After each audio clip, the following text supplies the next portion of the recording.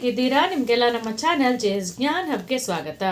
ಇಂದು ನಾವು ಕನಕ ಜಯಂತಿಯ ಸರಳ, ಸುಂದರ ಮತ್ತು ಪ್ರಭಾವಶಾಲಿ ಭಾಷಣವನ್ನು ಹೇಗೆ ಮಾಡೋದನ್ನು ಅನ್ನೋದನ್ನು ತಿಳ್ಕೊಳ್ಳೋಣ. ಅದಕ್ಕಿಂತ ಮುಂಚೆ ದಯವಿಟ್ಟು ನಮ್ಮ ಚಾನಲನ್ನು ಸಬ್ಸ್ಕ್ರೈಬ್ ಮಾಡ್ಕೊಳ್ಳಿ. ಯೂಸ್ಫುಲ್ ಇರೋರಿಗೆ ಶೇರ್ ಮಾಡಿ ಮತ್ತು ಒಂದು ಲೈಕ್ ಕೊಡೋದನ್ನು ಮರೆಯಬೇಡಿ. ಮತ್ತು ದಯವಿಟ್ಟು ವಿಡಿಯೋವನ್ನು ಕಂಪ್ಲೀಟಾಗಿ ವಾಚ್ ಮಾಡಿ. ಈ ವಿಡಿಯೋವನ್ನು ನೀವು ಒಂದ್ಸರಿ ನೋಡ್ಕೊಂಡು ಹೋದರೆ ಸಾಕು, ನಿಮಗೆ ಭಾಳ ಚೆನ್ನಾಗಿ ನೆನಪಾಗುತ್ತೆ. ಇದನ್ನು ಬಹಳ ಸರಳವಾಗಿ ವಿವರಿಸಿದ್ದೇವೆ.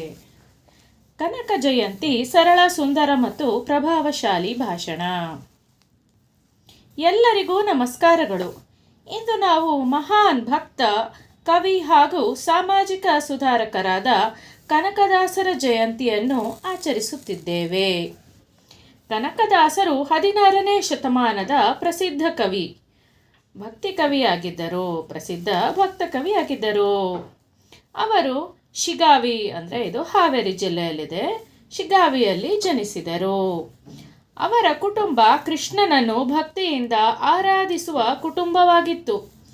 ಅವರಿಗೆ ಬಾಲ್ಯದಿಂದಲೇ ಸಂಗೀತ, ಕಾವ್ಯ ಮತ್ತು ದೇವರ ಭಕ್ತಿ ಇವುಗಳಲ್ಲಿ ಅಪಾರವಾದ ಆಸಕ್ತಿ ಇತ್ತು. ಕನಕದಾಸರು ಬರೆದ ಮೋಹನ ತರಂಗಿಣಿ, ರಾಮಧನ್ಯ ಚರಿತೆ, ನಲಿನಾ ಮಾಲೆ ಮುಂತಾದ ಕೃತಿಗಳು ಇಂದಿಗೂ ಕನ್ನಡ ಸಾಹಿತ್ಯದ ಅಮೂಲ್ಯ ರತ್ನಗಳಾಗಿವೆ.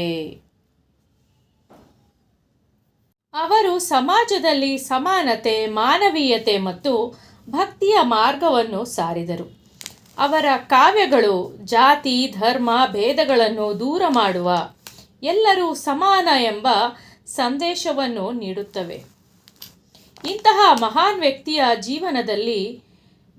ಜೀವನದಿಂದ ನಾವು ಭಕ್ತಿ, ನಿಷ್ಠೆ ಮತ್ತು ಮಾನವೀಯತೆಯನ್ನು ಕಲಿಯಬೇಕು.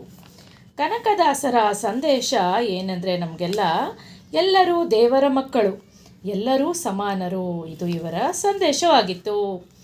ಧನ್ಯವಾದಗಳು. ಇದೇ ರೀತಿಯ ವಿಡಿಯೋಸ್ಗಾಗಿ ದಯವಿಟ್ಟು ನಮ್ಮ ಚಾನಲನ್ನು ಸಬ್ಸ್ಕ್ರೈಬ್ ಮಾಡ್ಕೊಳ್ಳೋದನ್ನು ಮರೆಯಬೇಡಿ. ಧನ್ಯವಾದಗಳು.